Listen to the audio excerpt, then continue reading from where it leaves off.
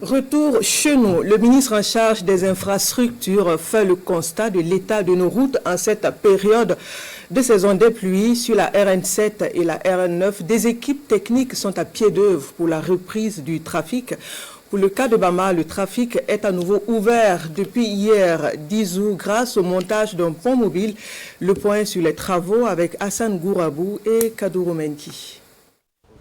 Interrompu depuis quelques jours pour cause d'inondation. Le trafic reprend sur la RN9, axe Bobo-Faramana, frontière du Mali. Un nouveau pont mobile trône désormais sur le tronçon à Badara. Ce qui a nécessité la mobilisation du matériel d'abord, mais aussi bien sûr de toute la technicité qu'il faut au niveau civil, mais aussi le génie civil.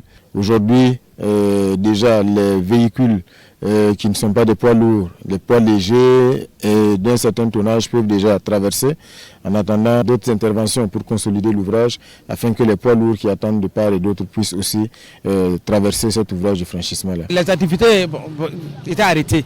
Voilà, mais avec la réouverture, vraiment nous sommes contents. Une fierté d'autant plus grande au regard de la longue file dressée sur les lieux depuis le passage des eaux. Ce sont des situations inattendues, mais sachez que nous sommes dessus et que nous suivons de près tout le réseau routier national. Autre lieu, même sentiment de satisfaction. Ici, à Takaledougou, sur la RN7, les travaux de réhabilitation avancent à grands pas. Les travaux consistent donc à la reconstruction d'une digue qui a cédé et à la reconstruction également du talus avec suivi donc de protection du talus. Pour ce qui concerne donc la digue, elle a déjà été réalisée. Donc il reste donc la reconstruction du talus et les protections. Donc c'est vraiment satisfaisant.